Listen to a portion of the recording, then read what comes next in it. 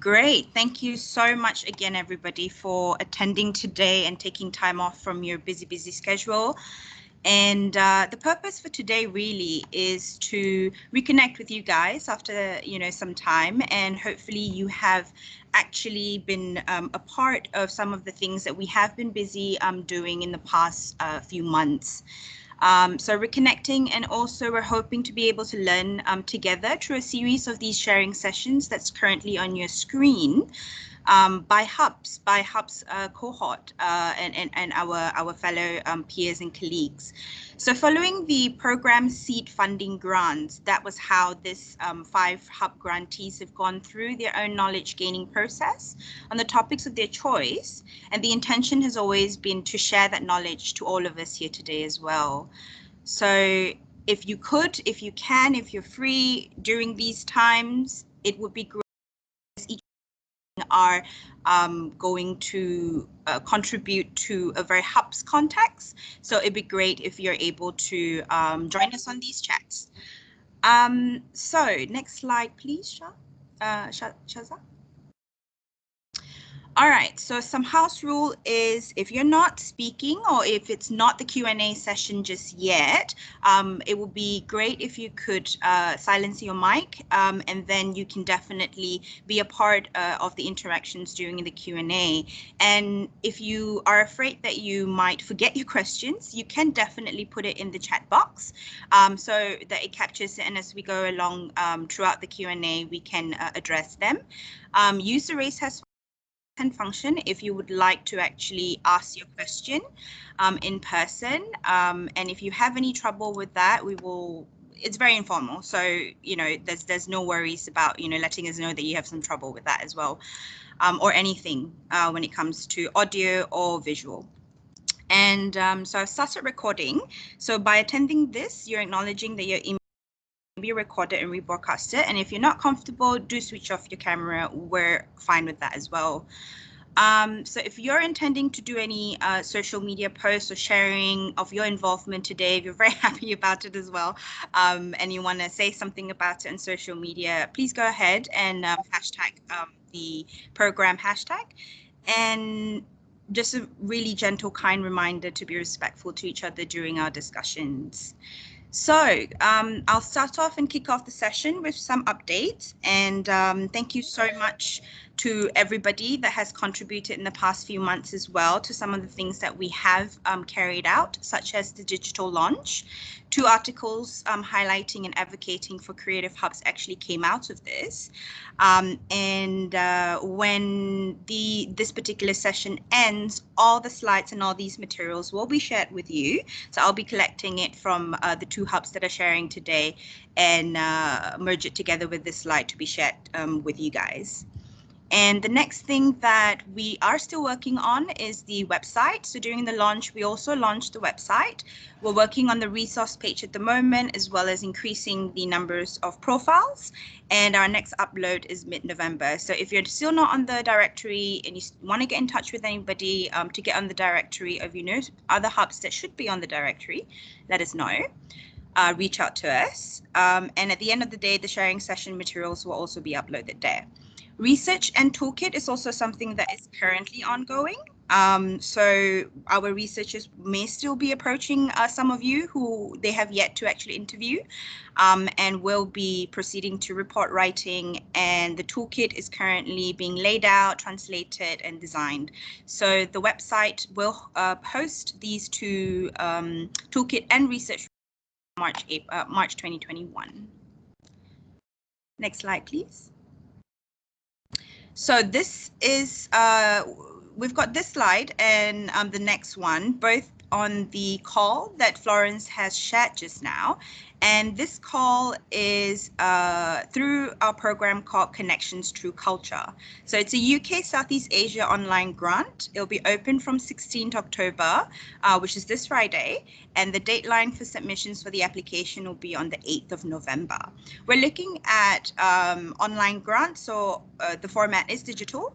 And starting from 16 onwards, do have a look at the announcements that will come out on the call, the details forms, what do you have to do, what do you have to submit, all of those details will be announced on our website. I've linked it here as well on our Facebook, on our Twitter, as well as Instagram. So also look out for emails with the details so that you can also forward those emails to any of your contacts that you think would be interested in this particular application for online grants. So do reach out to the CTC email over there just now, only starting from 16 October, okay? And lastly, to also perhaps you after you've looked at the application forms and all the requirements that is needed in terms of this application, you may have some questions. You may want to talk to someone from our team more in length about what it really means and all of those things. We do realize that there may be such a need, so we've opened information session, and I'm looking at 23rd of October to have that session. So do drop in the information session, and do come prepared, with your questions so that we can also address them along the way if the CTC email is not something that you want to do. So please, lastly, please share this opportunity with your network via email, our website, or social media. And all your questions for the CTC grant, we can try to our level best address it during the information session, and if we can't, we will definitely direct the questions to someone who can help us, and then from the regional team, and then we will definitely relate it back to you. But we want to be here to support you through this process if you are very much interested in applying. So that's it for updates, really, from us. So at this point of time, if you have any questions that you want to ask, please do drop it in the chat. If you'd like to ask any questions, do raise your hands. But if you do not have any at this point of time, I will move on to introducing Yiping. Okay, I see a hand raise. Sefa, you can unmute your. Hi, everyone. Hi. Just a short question, because I've recently looked into the website, the Creative Hub website. So Okay. unfortunately, I couldn't find Project Rabat in the list. So I'm not sure whether you still have our information or not. Just will our information will be added into the website in the future? Yes, so I've got a bit of update on that. So we're already in contact with what's his name? Jason. Yes. So we've been in contact with Jason, and I believe that our researchers have already interviewed him. And we had to take a bit of a break in September due to the researchers' master's proposal defense. So they have been allocated that time to work on their masters. So what's happening now? We've had a recap meeting with them. So they're currently working on those copies, and definitely Project Rabat is within the list upload by mid-November. So they will probably reach out to you for clarifications, and definitely will share a draft copy to Project Rabat for approval and consent before it gets uploaded as well. So do look forward to it in the next few weeks, but we are definitely working on those at this point of time. Thanks for your question. Yeah. So yeah, if nobody else has any additional questions at this point of time, I'd like to introduce Yiping. Yiping is from New Naratif. Yiping has just recently assumed her role as, please correct me if I'm wrong, social media manager. Yes, yeah, correct. Of New Naratif. Hi, Yiping. Thank you so much for joining us today and bringing us through a bit of what you've learned. So without further ado, I will pass you the floor. Okay, let me present. Thank you, Erica.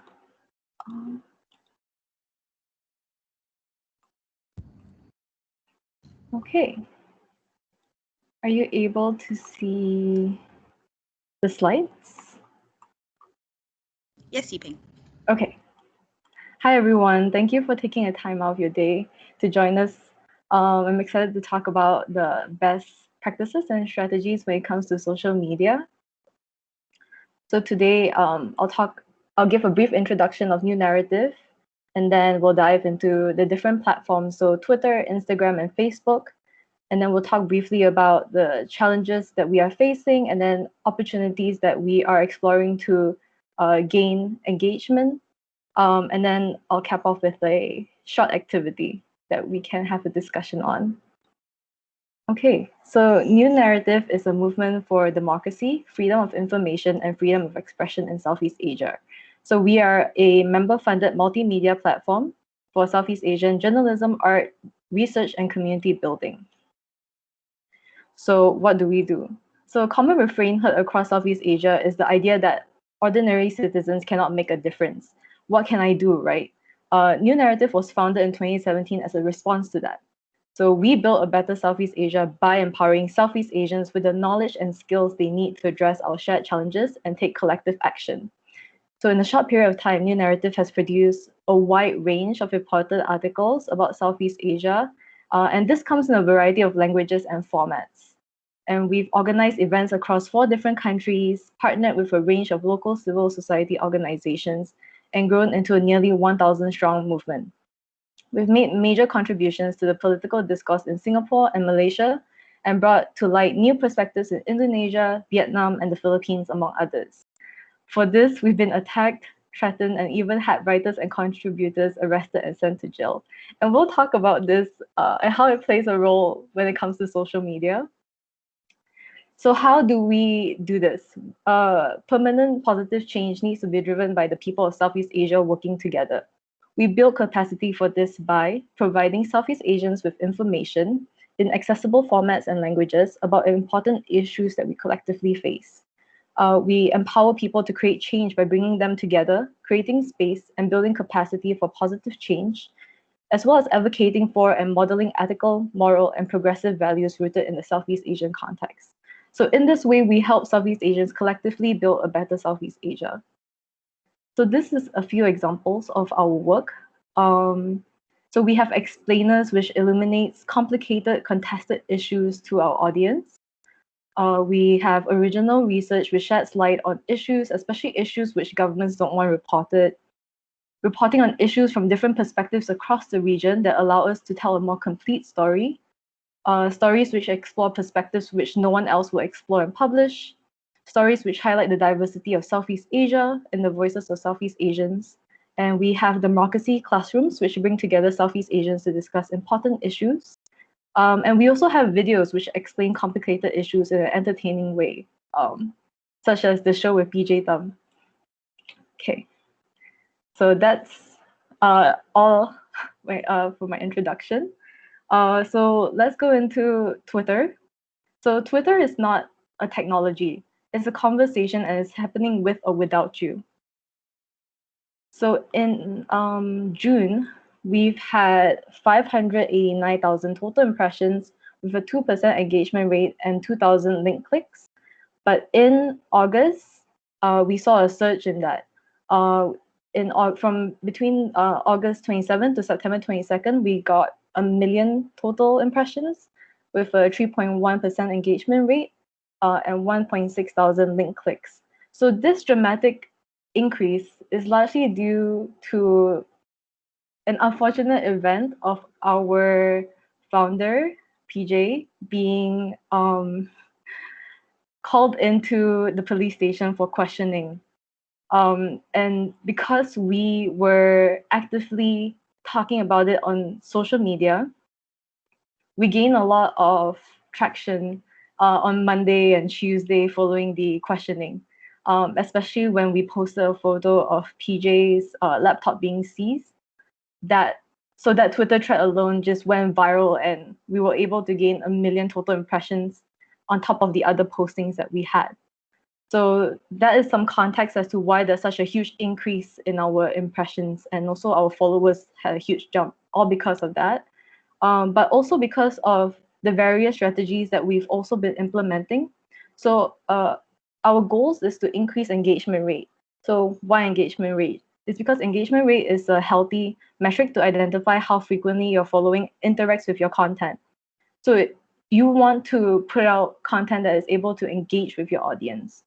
And we wanted to increase total impressions in order to reach a wider set of audience. Right now, our following is mostly based in Singapore, and we would like to reach the audience throughout Southeast Asia. Hence our goal to increase total impressions.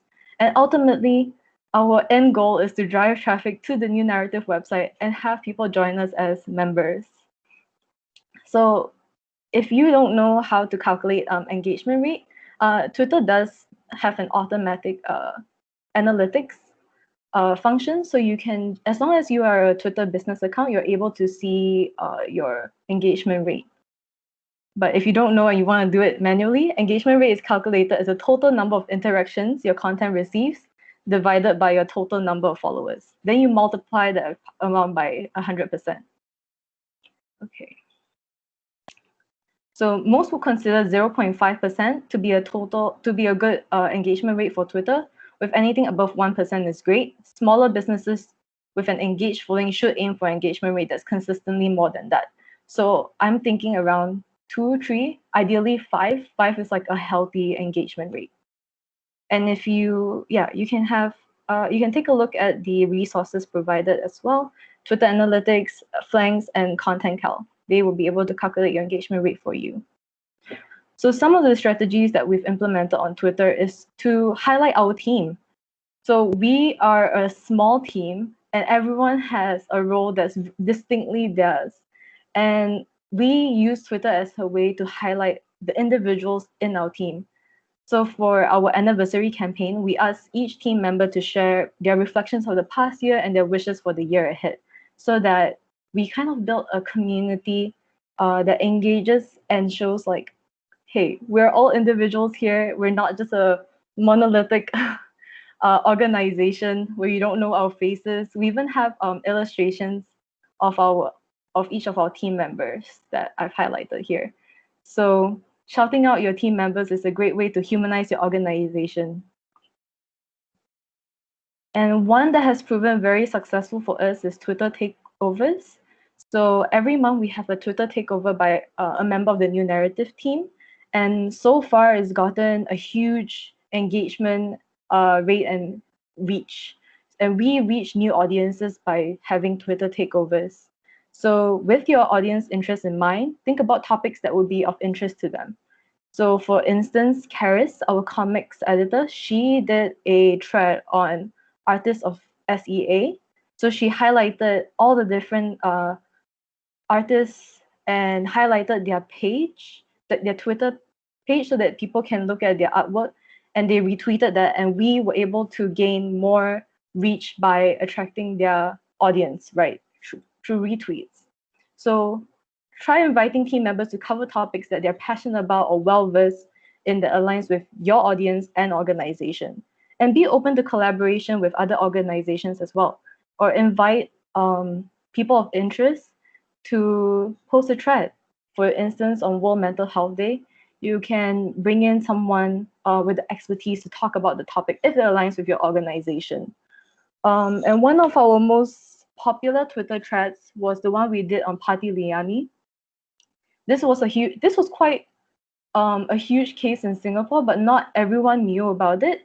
So we covered the day that she went to court, and that tweet went viral. It hit 1,000 retweets in about a day, in less than 24 hours, and occasionally we still get engagement from that tweet alone. And one of the tips is to incorporate videos and photos to create more engaging and eye-catching posts. So at the beginning of your tweet, always have a photo included just to make it more eye-catching, because tweets with images get 150% more retweets. And that's it for Twitter takeovers. And let's talk about live tweets. So this was the tweet we had when PJ was unfortunately called into the police station.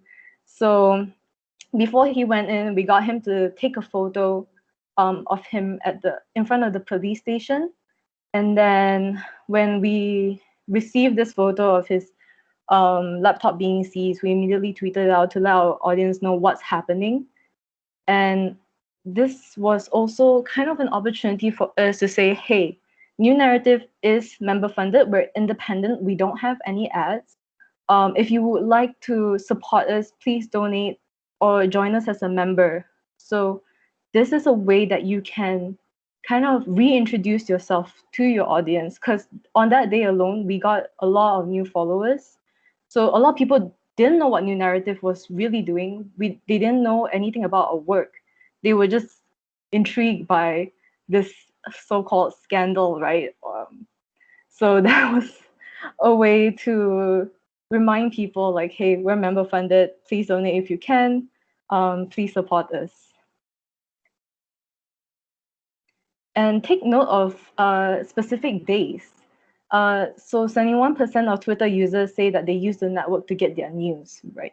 So take note of days that align with your values and create content that could educate or engage with your audience. So at New Naratif, we have journalism pieces that correspond with the following topics of the LGBTQIA plus community. We talk about refugees and even victims of enforced disappearances. So we found days, international days that correspond with the topics that we've written on, that we're passionate about, that we care about, and then we highlight it so that our audience can learn more.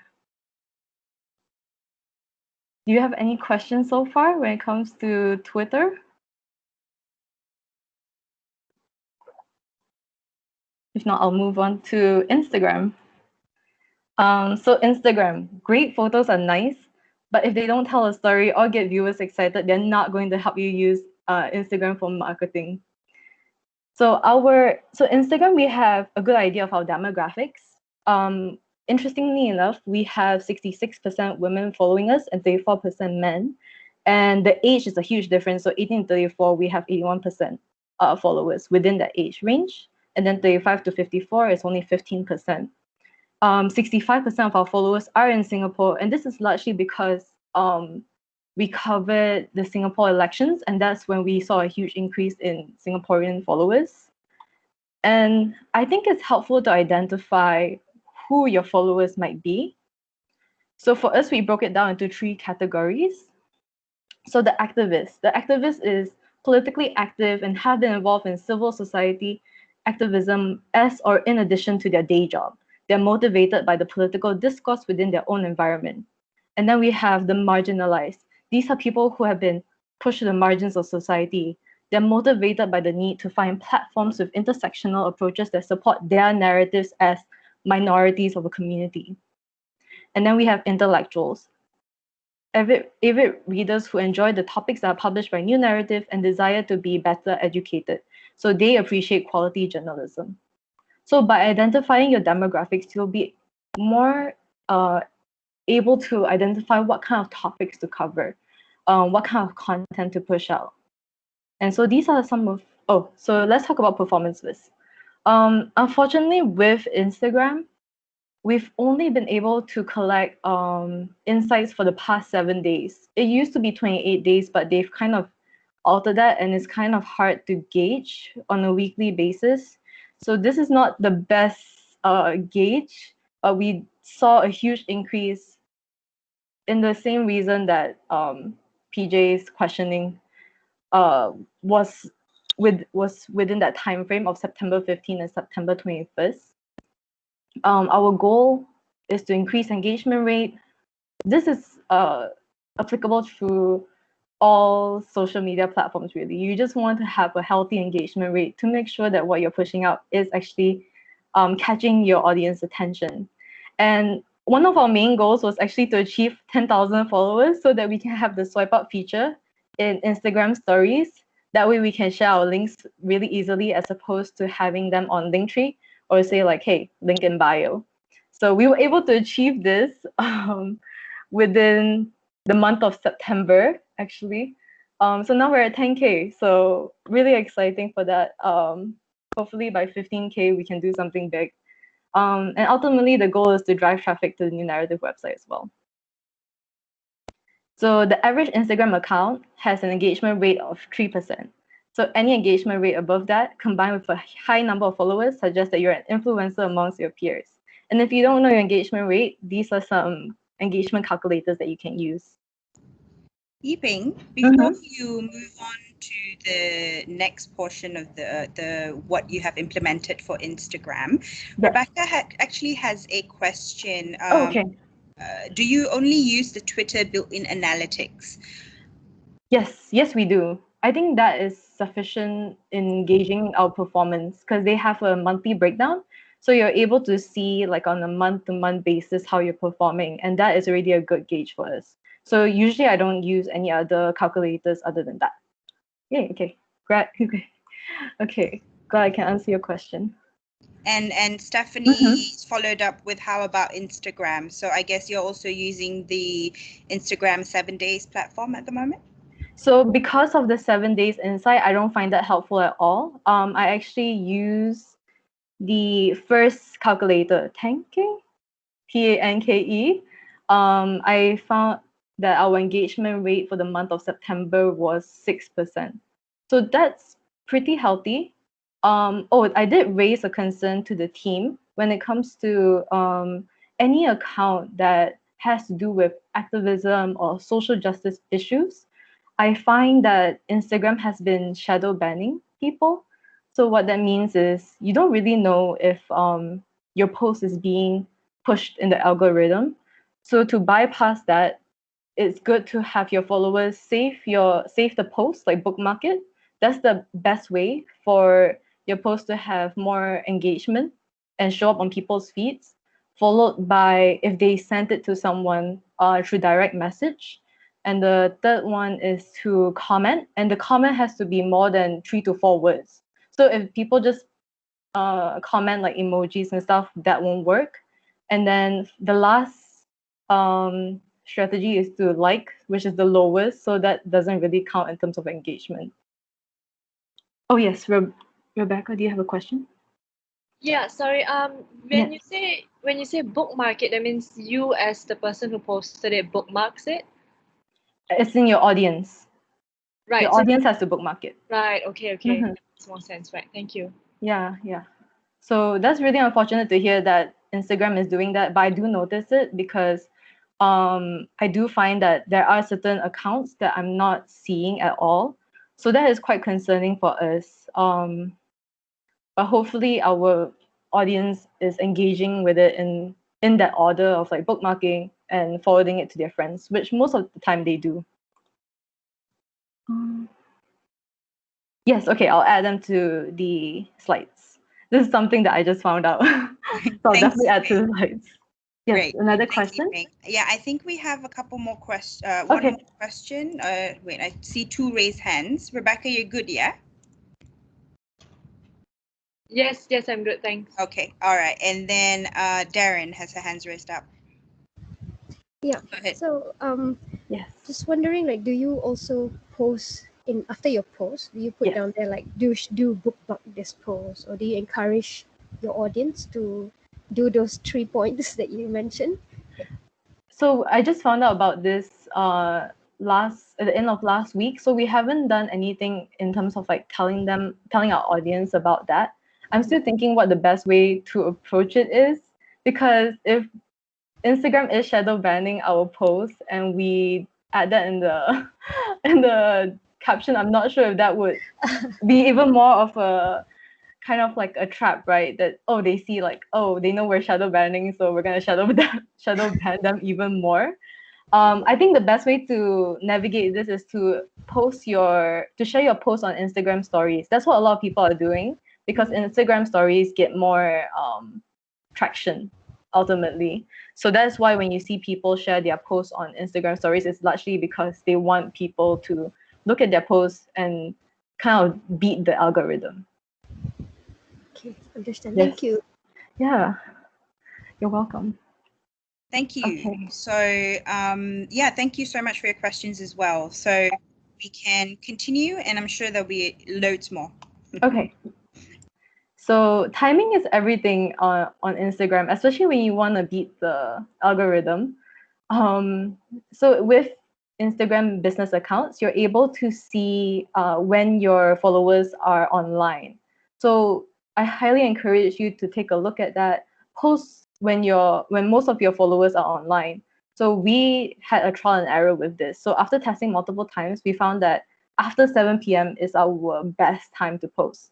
So we went through a few trial runs, alternating between posting at 12, 3, and 7, and just looking at the engagement, at the reach, at the likes, comments, we found that 7 p.m. was the best performing. That's when we get the most reach.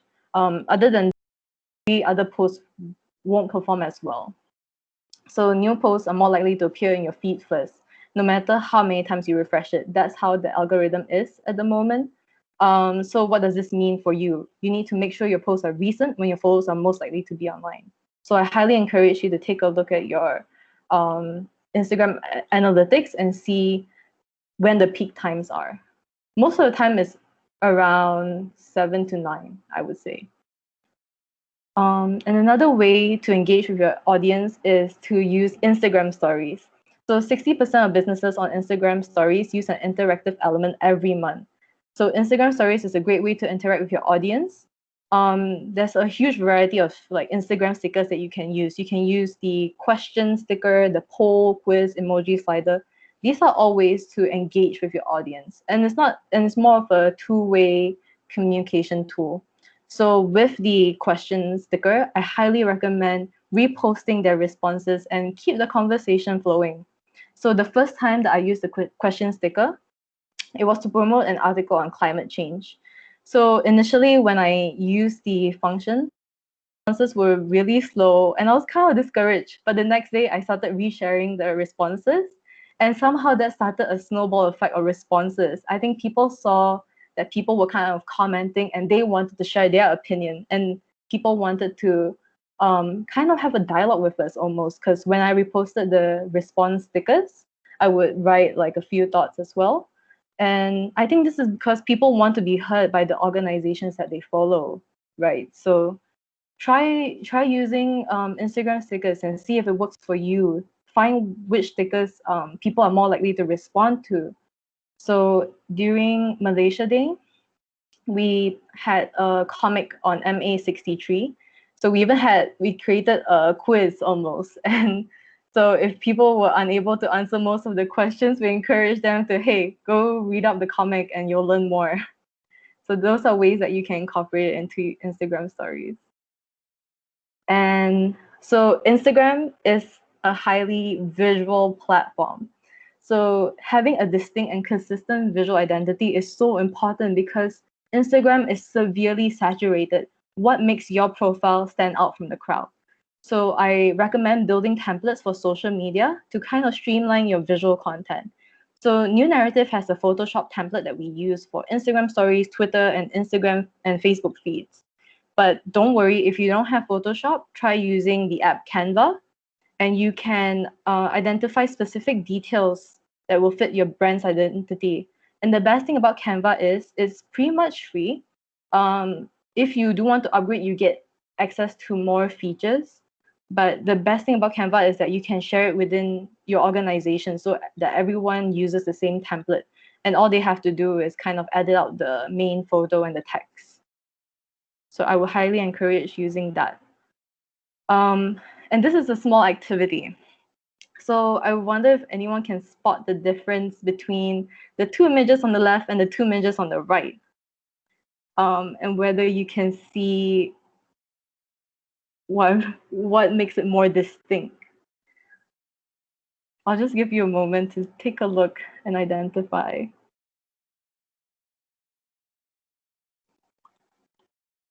Okay, so I'll go into it. So the photo that says Thailand's Defiant Youth is part of our podcast series called Southeast Asia Dispatches. And will COVID-19 change the way we protest? That's Southeast Asia Dispatches as well. So if you see on the left, the two images are two different podcasters, but they look kind of the same. Like they don't have any distinct difference except that it says Southeast Asia Dispatches and political agenda. And even then you kind of have to like squint to look for the differences. Whereas once our design editor said, hey, they need to be branded differently. So every Southeast Asia Dispatches podcast episode will have this background to it. And it's a darker color scheme, whereas political agenda will be a lighter color scheme with the illustrations of people at the bottom. So this is the difference between having a clear visual identity. You don't want things to kind of look the same. You have to make it distinct. Like even your post itself has to be branded in this way. Okay, before I move on to Facebook.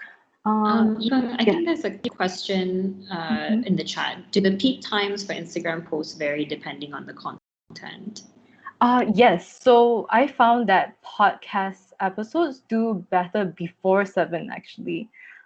Even at 12 or 5. And that's because the thinking behind it is that people are commuting between 5 to 7. So we post it at 5. They probably are more inclined to engage with it and then go click on the link and then download the podcast if they so wish. So yes, it does vary depending on the content. Yes, very subtle but distinct differences, definitely. So everything's very visual on Instagram. So I think that's the first thing that catches everyone's attention. So paying attention to those key details is important. Okay, do we have any more questions?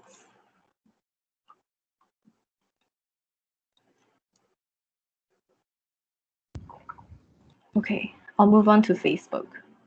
So Facebook is a powerful marketing tool. It's a great space to keep customers informed, develop brand identity, and broaden your reach.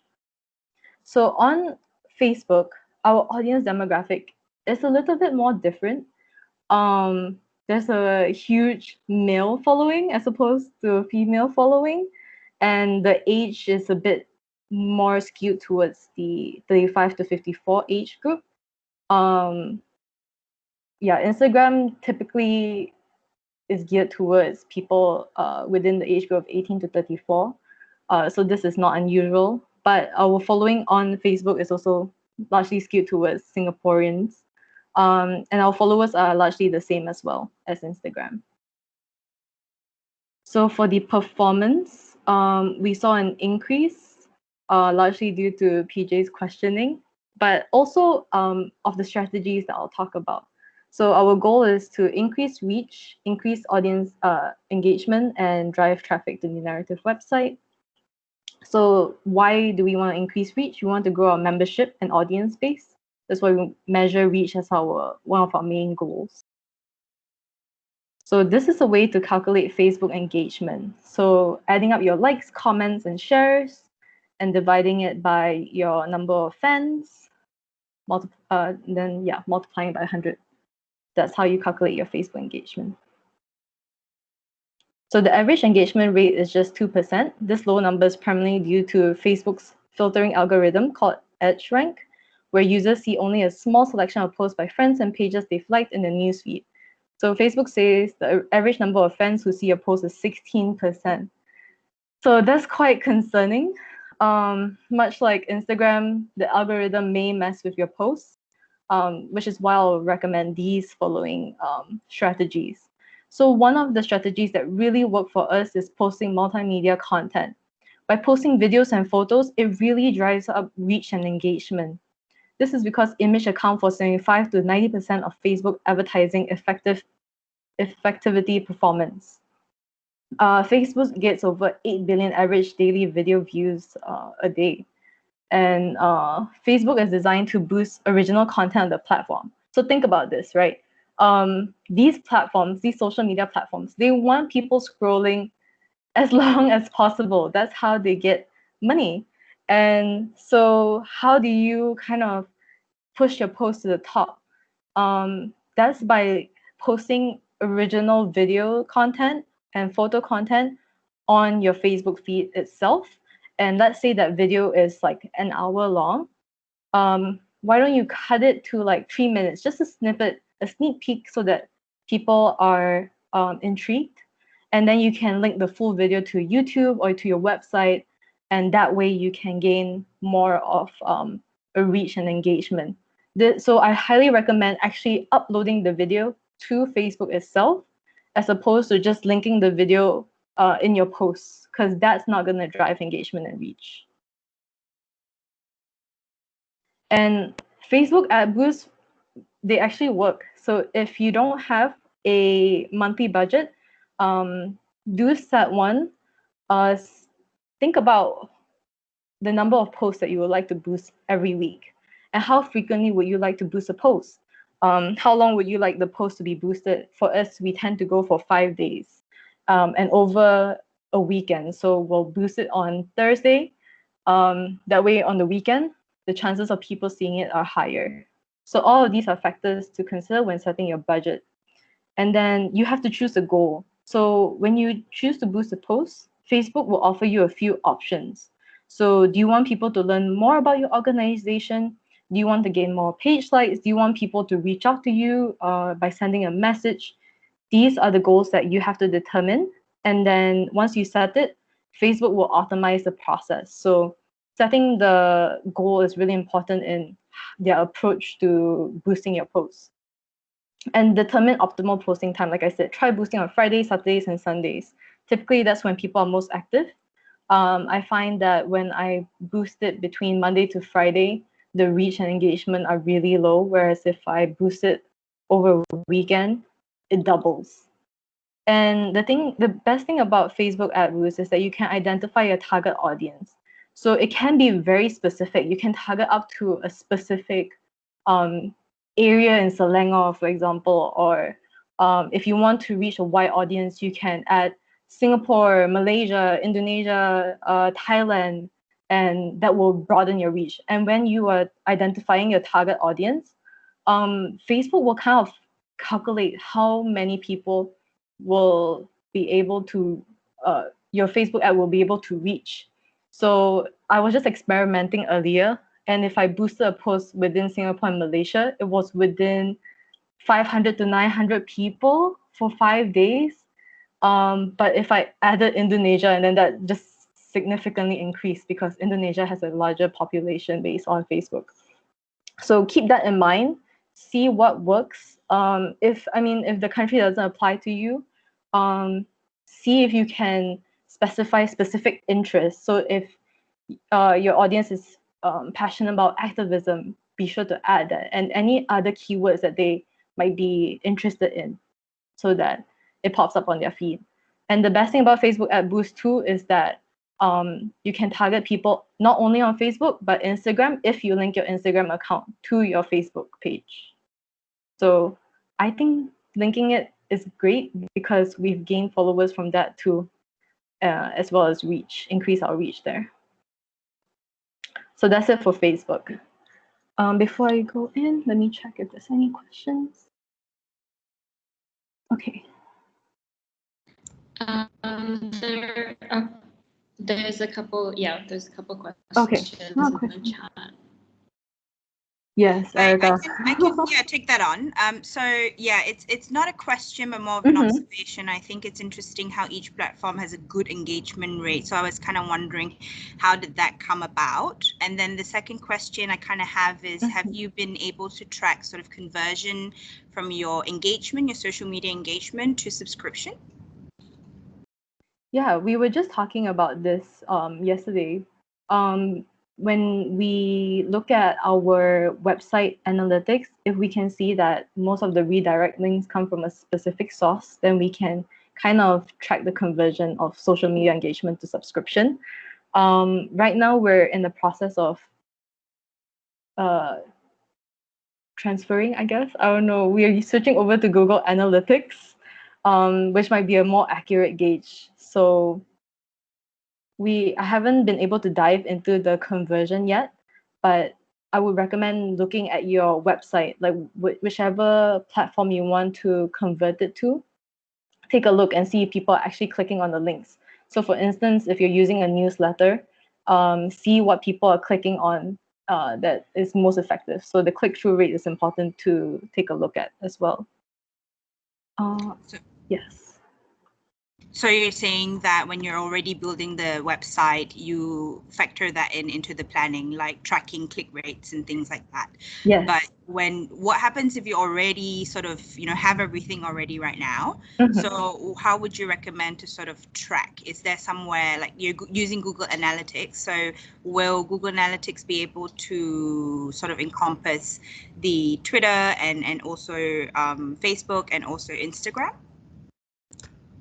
Yes, I believe you can see where people have like redirected the link. So if they clicked it from Twitter, we're able to see that they came to our site from Twitter. And another way to gauge is to see if memberships increase on that specific week that you're posting, or let's say you have a campaign for a week. If you see a huge jump in like website visits, then you know it's effective. So taking all those into consideration in your conversion rate. Thank you. And I think the next question is from Rebecca. She Yeah. asks, do you only use ads in Facebook because of the demographics of your audience, or are there any other reasons why? Oh, so that's a good question. Mainly because we use Facebook ad boost mainly because if you post just regularly on Facebook, sometimes it just doesn't reach a wide range of people. For instance, our followers are 65% Singaporeans.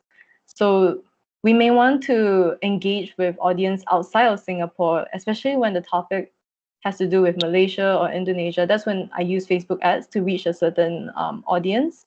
But also because ads kind of work, I think ads help push your posts within the algorithm. So organically, it might not do so well unless it kind of goes viral where people are sharing it. So if people are not sharing it, I would recommend using ad boost. But if it is going viral, then hey, that's performing really well, then you don't have to. That's only if you want to reach even more people, then you would use Facebook ads. Does that answer your question, Rebecca? Yeah, sure. It does. Mm-hmm. Do you also use, for example, specifically ads on Instagram, or do you use Facebook and then you link it to Instagram? Yeah, so I use Facebook ad to, and then it links both. So it Okay. will boost on Instagram too. Yes. Right. So, but you mainly use Facebook as like the core ads Yes. platform. Right. Okay. Thank Yeah. you. Okay. If there's no more questions, I'll move on to challenges and opportunities. So one of the challenges that we have is click-through rates. So how do we convert reach and engagement to website clicks? High reach and engagement rates do not necessarily lead to website clicks. So that's one of the challenges we're facing is actually getting people to click on the links that we provide on social media platforms. So when we had Linktree, we gathered that less than 50% of people click on the links provided. So the question is, how do we increase click-through rates on various platforms? So far, we have been reboosting articles to remind people of the content available on our sites. We've also incorporated a newsletter so that it's like a direct communication to our audience, which I'll also add in the slides. Maybe explore having newsletters if that works for your organization. And also now that we have the swipe up feature, I see that more people are clicking because I think it's less of a hassle for them to tap out of stories, go to our profile, and then click on the link and then Linktree. So by streamlining that, people are more inclined to click on the links. And another challenge is converting followers into members. So one of the main goals of social media is to spread awareness of the organization, and ideally gaining new followers along the way. So for us as a member-funded platform, one of our challenges is converting followers into members. So this is a challenge that we're trying to answer. How do we bridge the gap between marketing and membership? So this is where our non-members newsletter comes in as well.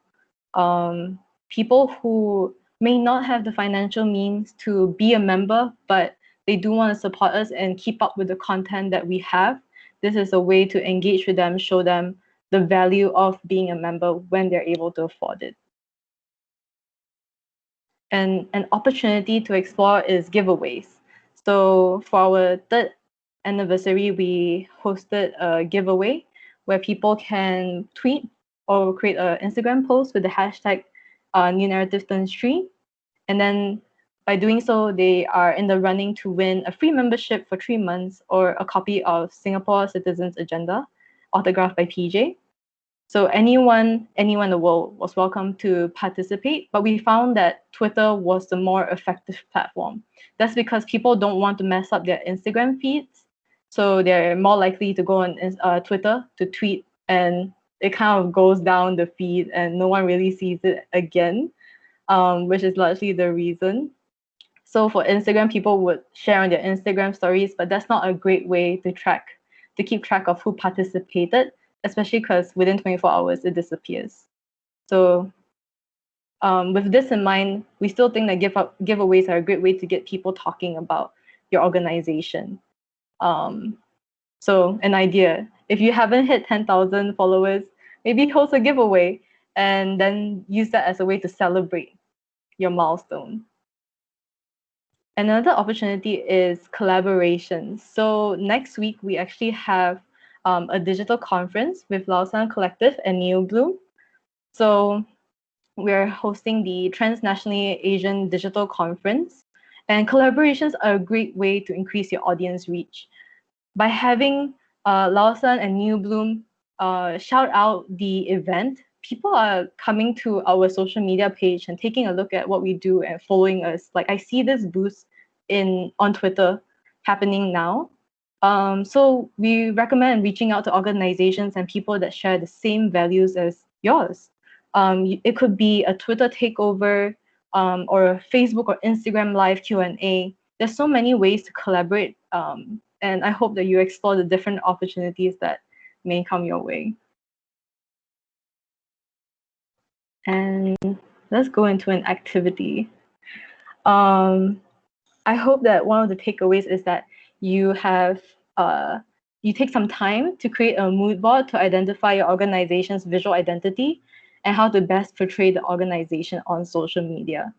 And once you have that, you can, or simultaneously, you can goal set. So determine the key set of goals that your team would like to accomplish to best implement strategies to achieve those goals. So how would a mood board look like? For New Naratif, our visual identity in general needs to be accommodating to diverse stories and uniqueness. Hence, we have a clean and modern treatment to our visuals. So we want to maintain trustworthiness, both as a platform and community-based movement. So our visual identity has to be mature and neutral. We also have a soft and subtle approach for visual outputs to maintain the mood and tone. And elements that we utilize are thin lines, geometric shapes, gradients, and subtle film grain to add texture. So this was a mood board that our marketing manager created. It's very abstract, but our design editor and marketing manager can understand this mood board and create visuals that are in line with New Naratif's visual identity. And that's it. Let me go back to this slide. Do we have any questions? Oh, did the slide stop? Yeah, I'm not sure whether other people, because for me it was still stuck on challenges and opportunities. Yeah, I don't know if it was for other people. I'm at the mood board side, so yeah, I can see the mood board. Oh yes, here's our mood board. Yeah, I'm on the mood board side. So. Alrighty. Thank you so much, Yiping and Deborah. I think we have a couple of questions, and I've also sort of did a bit of a summary of the points that we were talking about and posted it on the chat as well. Okay. You can have a look at it, and I won't take too much time because we're already at 1 hour and 8 minutes, yes. And we've got slightly less than 30 minutes left. Good thing we're going through the questions as we go along as well. So the next couple of questions will come from Stephanie. Stephanie, would you like to unmute yourself and ask? Can you hear me? Yes. Yeah.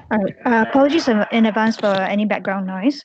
I just have two questions. Mm-hmm. The first question being, do you have a build strategies in terms of increasing your followers besides having good content? And I guess this question applies to the different platforms for Twitter, Instagram, and Facebook. Besides sharing the good content that New Naratif has, are there any specific strategy to increase followers, like in terms of putting up viral content and things like that. That's the first one. The second one is because so my organization, Penang Art District, we don't have a Twitter account partly because we're not very well versed with the Twitterverse. But I see you mentioned that you do get more conversations and engagement on Twitter. Is that true? And also, like, why do you think that is? And so, because we also publish articles. As an article platform, would you then also advise that we should start a Twitter account because the conversations seem to be more active there? Yeah, those are two questions. Thanks. Yeah. So to answer your first question, we are in the process of developing even more social media strategies. I haven't included them because we just developed them, and we haven't tested them out to see if they're effective. But I think just constantly trying new strategies, whether it's posting more photos, more videos. So it really varies across the platform. There's no one size fits all solution for this. So for instance, on Instagram, you can even explore sharing quotes. So you mentioned that you have articles, right? So maybe highlighting specific quotes in the article and then posting it as a photo, as a visual on Instagram. That might work for your audience. I would say to just experiment, see what other people are doing that you could potentially implement to your platform. Trial and error is usually the way to go. And if something doesn't work, don't worry, just then scrap the idea, toss it in the trash, and move on to something else. Don't hold on to old ideas, because if it's not working with your audience, it's not working for your audience. And to answer your second question, yeah, Twitter might be the platform for you. That's where we find that people are having conversations. So for instance, when we do a Twitter thread, we see people quote tweeting it or commenting on it. That's how, I think Twitter is an easier way to keep the conversation alive as opposed to Instagram. It's more direct, and then other people are able to jump on, and it becomes almost like a forum. As you can see, like certain tweets that go viral, like they might have like 1,000 replies or something. Especially when you are posting articles, I think Twitter is easier because people can just click on the link. Whereas for Facebook and Instagram, one thing I learned about Instagram is that they're not going to add the link function. The only way to include your link is to put it in your bio or as a swipe up feature. Other than that, they're not trying to add the link because they don't want people venturing outside of Instagram. I would just add that I think that, Twitter is kind of essential. I think if you're a media-based platform, for us, I think that's where a lot of journalists are, and that's where news breaks. So for us, it's pretty important to have Twitter. And I would think that, like with an article, if you are sharing articles, it's important because then people, like, often a way that people will share your stuff is like they'll quote retweet it, and they'll put maybe a quote from the article and put it in their quote retweet, and from there, like, it drives engagement even more. So I think Twitter is quite important if you are sharing articles. Right, awesome exchange there. And I think we have one more raised hand from Florence. How do you raise a hand? Sorry. Right, so depending on where your bar is, sorry, I didn't catch who asked that. But June. Hi, June, yes. So depending on where your bar is, do you see where your mute button is, your turn on camera is? Okay, so you see 3 dots there? Yep. Okay, and then next to it is a hand raise. So I don't have that. Oh, okay, so you don't have that. That is weird. I'm on an Android. I don't know that. No worries, but do you Neither have? do I. Yeah, do you have any questions? Maybe you can just drop whoever that have any questions. Maybe you can, instead of raise hand, if you don't have that function, just put that I have a question. Then I can get to you. Okay. I have a question. All right. Thank you, guys. Sorry. I think yes, Florence. Do you have a question?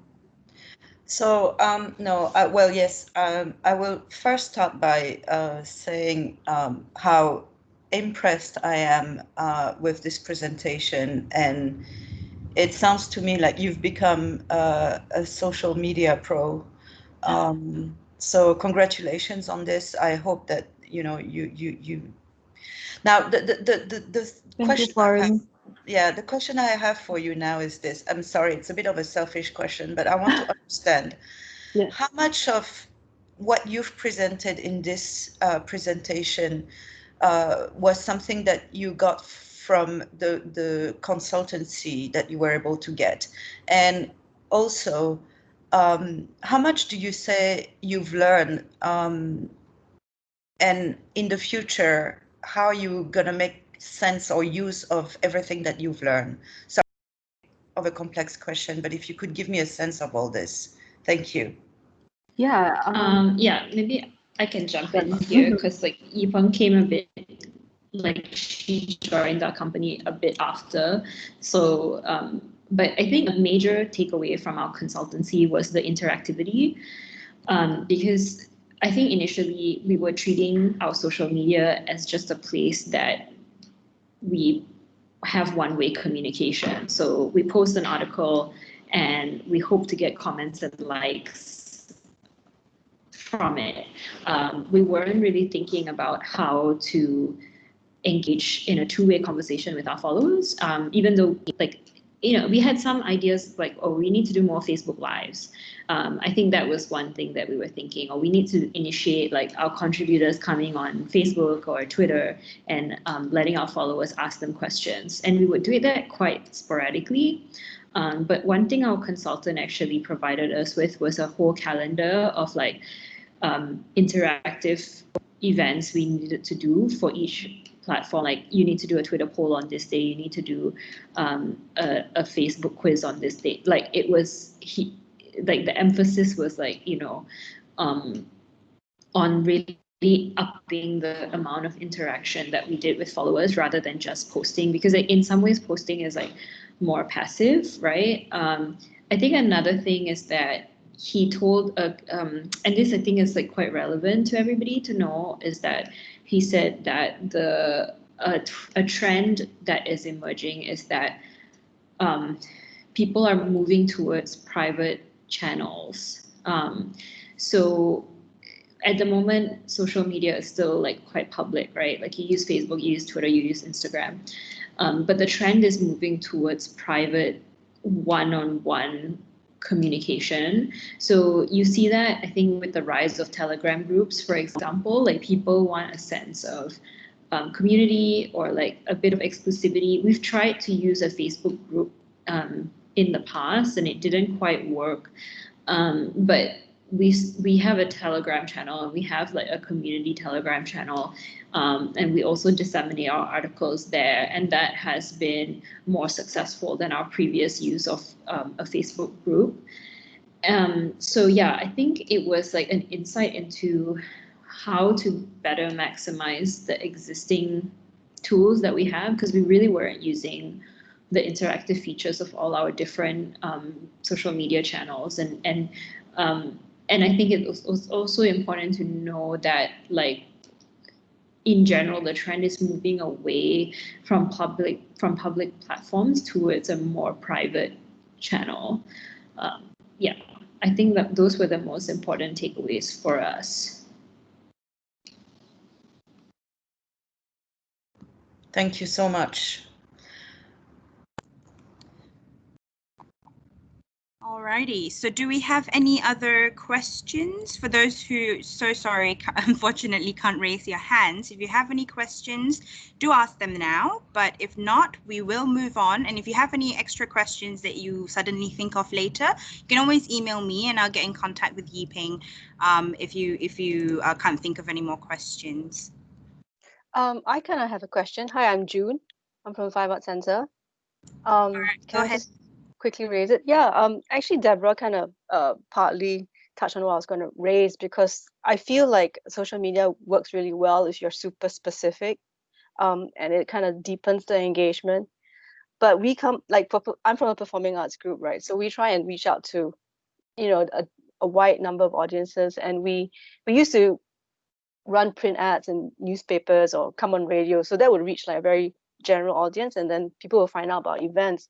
But we're finding with social media there seems to be like a shrinking of that, so it's pretty hard to kind of reach out to newer audiences who may have not indicated that they like theater or dance, so I feel like social media, it really guns for super specificity. And the other issue is it hasn't really solved the perennial issue of language, especially in somewhere like Malaysia, where marketing is very tied to the language you use and the group that you're hoping to reach. So I feel like what it creates is more and more silos, so it's hard to kind of break that. So yeah, just wondering if you have thoughts about that. Yeah, that's something that I've been thinking about as well. I think in order to reach more, yeah, that is still a problem that we're trying to figure out, how to reach people beyond the bubble, right? Not just people who are interested in activism or journalism pieces, but people who might actually care about the topics that we talk about. I think, like Deborah said, having private groups may be a start. Maybe explore having newsletters, so that if people are interested in theater or dance, they can subscribe. And then if you have any updates, you can just share it, and it's more direct because it's going straight to their inbox. But do keep in mind that your content has to be kind of targeted as well, because there's so many newsletters out there that if people stop clicking on it, it ultimately will go to spam or trash. Or I have been seeing a lot of, I don't know whether this will work, but like kind of a Patreon approach, is that people are having communities where they have like Discord or Slack groups, kind of similar to Telegram, but I guess with a different interface, because Telegram is kind of like WhatsApp group chat, whereas like Slack and Discord, there's like different topics that people can go in and explore. And maybe that's where you can start building a community, where you can invite people to your Slack group, and then if they know a friend, they can refer, and then you can have different like channels. So you can have one that's about events, one about theater, one about dance specifically, where you can post videos or like any new article or anything, just to engage with your audience instead of just hopping onto social media and trying to engage with a super wide audience. Does that make sense? Like it's more specialized and more like, but that would require a huge energy too, right? Because someone has to moderate the conversations that's happening there. Yeah. But yeah, it's almost like figuring out a specialized general response, like a group that kind of like, I'm kind of interested, I want to get out of my bubble, so I want to see what's happening outside. So almost as if you have a general page like dedicated for that. I don't know. Yeah. I mean, we used to have like, that's what Time Out used to be, isn't it? All these other newspapers, that's what they used to do. They have all these general listings, and it's for you to kind of pick up. Yeah, I wonder if collaborations could work potentially with other organizations in Malaysia. Maybe that's something you can work with another organization, partner with them, see what approach you can take to kind of have cross posting, and then that way you reach a different audience and they reach a different audience as well. Yep. Yeah, I think I was going to suggest, I think cross posting is the way to go. And I think the other thing, I mean, yeah, language is a challenge for us because we're not only printing news in English, like we do make an effort to translate into Bahasa Indonesia, Bahasa Melayu Malaysia, and recently, like our MA63 comic, we translated it into Bahasa Iban, Mandarin, and Malay, and our English comic was still the one that got the most views, but I would say our BM version and our Mandarin version also had pretty decent views in that sense. And for that, we we had a GIF on Instagram that highlighted that this comic was available in multiple languages. So it was just like a very short animation that flashed that we had the MA63 comic available in all these languages, and then you could click onto the different versions in our link tree. And we put it in a thread on Twitter, like this is available in these languages. And that kind of added to its appeal that we had made it available in multiple languages. But we also have, and I think context is also important, right? So like we had our first Burmese language comic recently, and we are going to have our first Burmese language article, if I'm not mistaken, Ibang. And so for Myanmar, Facebook is the internet, right? So people are not likely to click on a link on Facebook to the article. So we, for that, have to put the whole article on Facebook. And it's similarly like when I was talking to Freedom Film Fest recently, they had a film that was in Bahasa Iban, and it was about an issue in Sarawak, and it did the best on WhatsApp. So sometimes it depends on the context of like the issue or the content you're sharing. Sometimes it's not even going to be the traditional social media platforms that you think of. Yeah. But the closest I can think of is actually Netflix, when they had the recent subtitling advert, which was very funny, and they had all the Malay stars trying to subtitle the Netflix shows from English to Malay.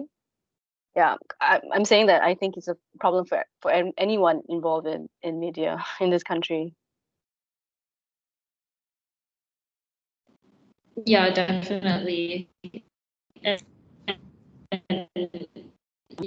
we're dealing with like the region. So we so Malaysia Kini, they do like multiple social media channels by language, but we don't do that. We only have one channel for everything. We only have one Twitter account. We don't have, for example, a BI, a Bahasa Indonesia Twitter, even though we have a fair bit of content in Bahasa Indonesia. So yeah, I think it's still like Yipeng said, we're still trying to figure it out. But sometimes it may be the choice of platform you use depending on the language, and yeah. Hey guys, I don't mean to be to stop the conversation going, but we do have one last part that we need to go through, and that's with an update from America, because they've got something to share with the group. So can we move on just to Rajvin, and Rajvin, if you could allow for a few minutes just to leave some questions, would that be okay? Yes, for sure. Sorry. Yeah, so I hate to break this up, but there are definitely great conversations going around, and we will be having more sessions of this. And we do really want you guys to connect with each other as well, to further these conversations moving forward. So yes, having another 15 minutes or so to go, we have Rashvin here that would like to share a digital initiative with us that they have sort of developed over the past few months as well, which we think could be interesting for hubs. So hear him out on what he's in store for us, and see if you can respond to it, and it'll be good to hear your feedback as well. Go ahead, Rashvin. All right, thank you, Erica. Hey, everybody, good afternoon. Yipeng, thank you so much for sharing. That was very nice. Sorry to just, come in, but that was really, really insightful. I'm definitely sharing a lot of that points with our comms team as well. So thank you, Florence and Erica, and for the platform. Okay, so I'm just going to quickly share a few slides. This is just me showing my face, so you know who is sharing. And I'll share a few slides, and I'll keep a bit of time for us to also make sure we can have a good conversation. So one moment. Okay, are you guys seeing this?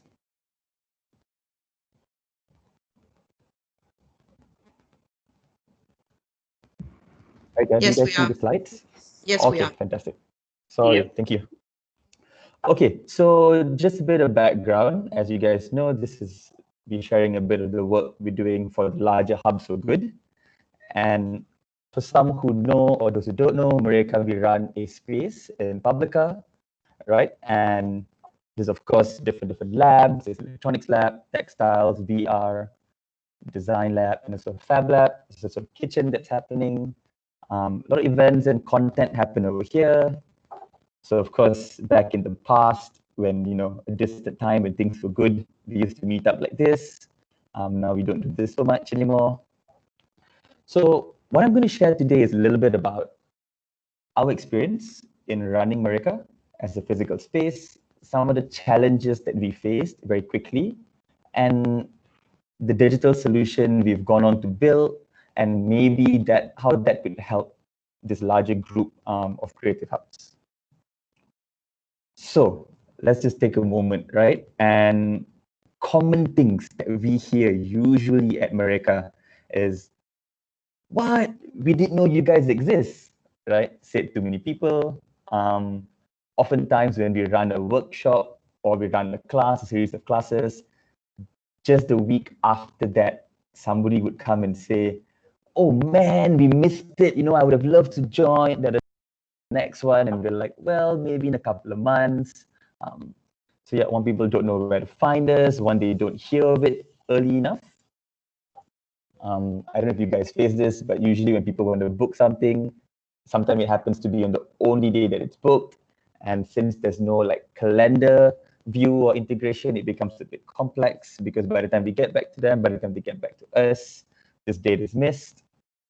And I guess lastly, when people do come here and have a really good time, they have a fantastic experience, right? So they're like, this is amazing. How many more of you guys are out there? So then we start sharing all the hubs that comes to mind, which of course, I'm really glad that we have the Creative Hubs listing. So that'll help a lot.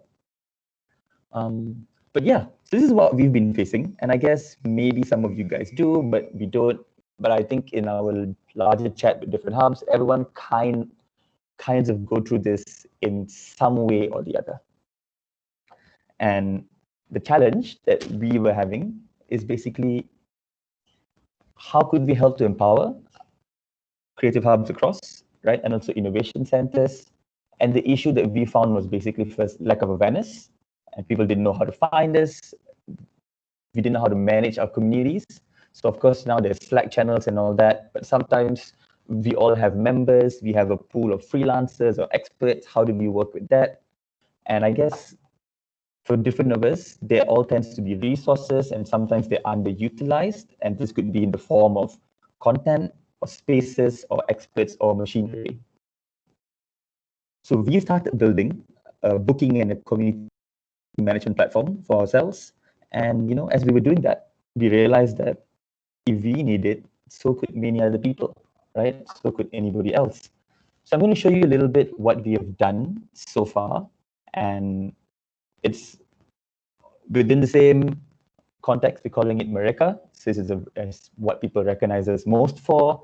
And it starts off with a very important search bar, right? So what we're featuring is the experts that you have within your space. If you have machinery, like some of us do, whether it's 3D printers, laser cutters, how do you get codes for that? We want to promote the content that exists at different people's hubs, at ourselves and around. This is just all the mock-up stuff that we have. Spaces tends to be something that a lot of us have as well, be it digital photography studios, be it open spaces for multi-purpose use, be it meeting spaces. These are things that help empower creativity. And of course, there are boards that you can subscribe to. So big focus that we're working on is content. And this is where I think a lot of us as hubs would benefit from, right? So it's physical or online with all the different categories, spaces as well as it's saying. So a big function we've been working on is, I think, the ability to filter by distance. So ideally, we want people to know what's within their locality or within the vicinity. This is actually becoming machines. There's also experts that we can have.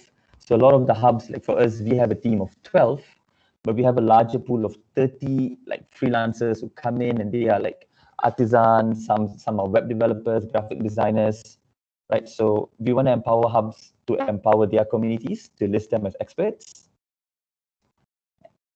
So what you want to be able to do is look at the different skill sets people have.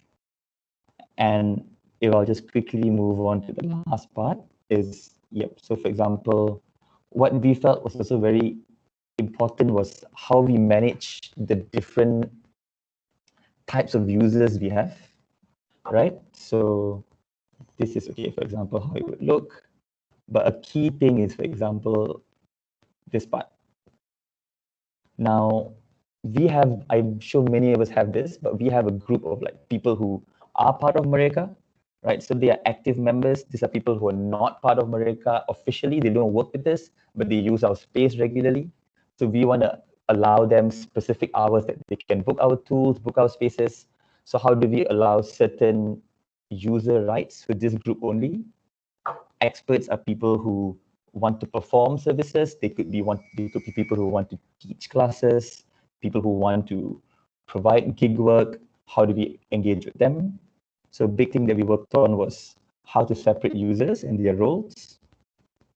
And this is a challenge I've had as one of the people working or leading this place is how do we know effectively which things work? So it's a bit more inching towards the monetization space. How do we help hubs to basically manage bookings, look at the jobs, look at the members, and look what actually works and what doesn't work? Okay. So what happens next is we've been working on this honestly since like the start of the year. It was actually late last year. We said, okay, let's do this for a larger group. And how it would work is because we definitely have to fund it long term. So now we're self-funding it, of course, but we see it as a part of either subscription model or transaction fee and also a freemium to make sure that those who not paying can also benefit. We're looking at a balance of creative hubs. We've had some good academic institutions who are quite keen to come on board. They want to use this to manage their internal booking system. And a big part for us being a social enterprise is how do we create an impact model? And this is something we want to explore if people pay a lower subscription fee, but they give out, for example, 20% of bookings to underserved communities. So this way we want to basically tap into existing resources, but through an impact model. And so what I'm here to share is we're just starting on this and it's going to be a bit of a journey. So I would really appreciate like any kind of feedback, any kind of thoughts, right? If you think this is useful for you, I would love to be able to work with you guys as pilot partners. And what that means is that we're going to create a small Slack community where you guys can join and we can have chats and we can help you to make it better. But also like we're offering everybody free 3 months in the beginning. There's a free version, there's a 100 ringgit version, there's a 200 ringgit version, and then there's a 1,000 ringgit plus version for the universities. But for people who pilot with us, we really want to support everyone for the first year for free. So I'm just going to share this simple,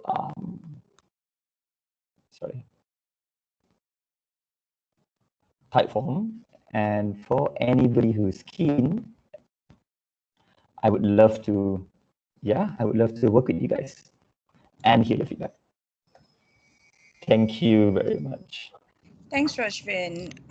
Just to, I guess, get to the point of it, how can Hub's activities be listed and when will this app actually go live? So thank you, Erica. So what's happening is we're actually getting it launched early November. November 6th is the date for now. And of course, when we're launching it right now, it's only going to have, so we're reaching out to people personally to list through the Slack community, through the platform. We'll send people the link where they can start uploading their content. And once we launch it, we'll let everybody know. Target date is November 6th, but we'll be working on different beta launches throughout those dates. Radio. Thank you for that. So at this point, because we are a minute away from 3:30, does anybody have any pressing questions that you'd like to ask Rashvin at this point of time. If not, I would encourage you to check out the offer. If I'm not wrong, Rashvin, you said a year's annual 1 year free subscription for the Hubs cohort? Yes. So basically, there's always a free version that's always available, but that's limited by how many things you can list. So being a creative hub ourselves, we want to support for the whole year for free with all functions available. Cool. So yeah, if anybody has any questions, do let me know now. If not, I do encourage you to get in contact with Rashvin so that you can see how possibly you could benefit from this particular offer, as well as the initiative itself. I think some of the hubs that have or run workshops and things like that might be suitable. And Florence, I think you have some comment to make. Yeah, no, I know that we're pressed with time, but just if we could spare 1 minute to, if anyone has any feedback on what Rashvin just presented in terms of whether any sort of feedback. I know it's very initial and you would need to go and look into this a little bit more, but Bilkis, you just posted something. Yes, so that is such a fair point, right? It's basically going to need a lot of people initially. So we're kind of like double hatting at the moment, Bilkis. Like as we run Mereka as a physical space, we're also going to be like carving out half our team, about 5 people, to work on this full time. And yeah, it's going to be quite a challenge, but it's an interesting one.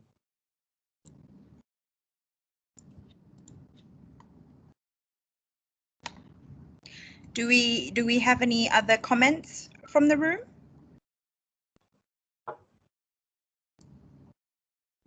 All right, if no other, okay. Bilkis posted something. As this aligns too closely with the Hubs for Good aims, as I see them, is there a possibility for a closer relationship there? Bilkis, do you want to elaborate on this note?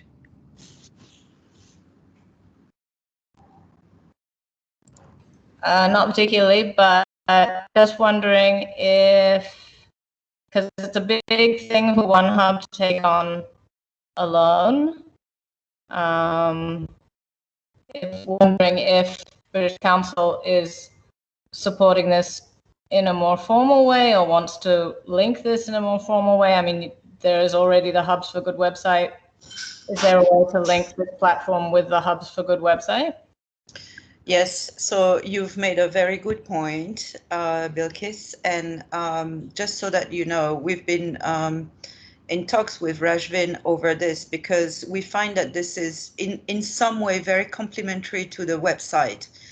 And we are talking to Rashvin about how we can, at the minimum, list this as a resource for creative hubs in the website and embed at the minimum, a small section on specifically using this particular app.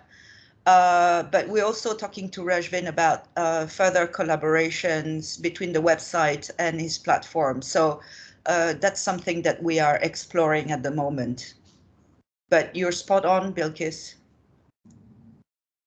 Yeah, correct. We have been talking about it. Thank you, Bilkis. Yep, really appreciate that.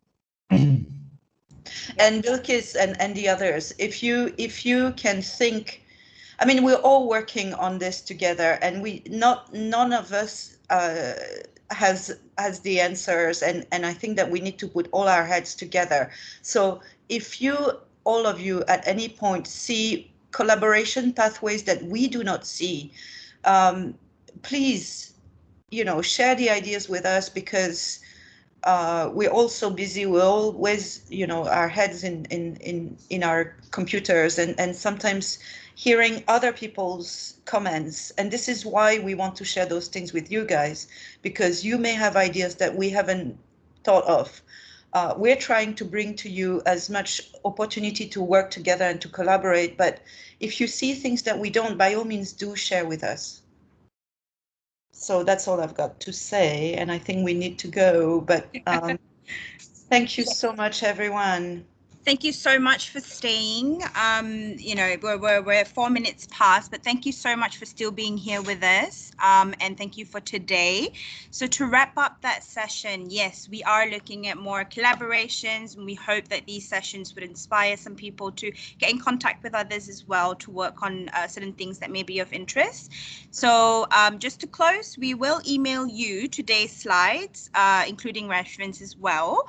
And do check your emails, especially in the next week or so, because slides from today will come to you, an invitation for the next one, for the next sharing session. And the next one is actually by Bilkis Rimbundahan on communications, as well as not social media, but more in terms of an art practitioner's outlook of communications.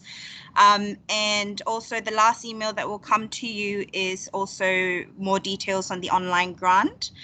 So do reach out if you have any questions on any of these emails. I will be sending them to you, so you will have my email. So thank you again, everybody. Thank you again for today, and have a good week. Bye, everybody. Take care. See you guys. Take care. Bye, Bye, everyone. guys. Thank you, everyone. Thank you so much.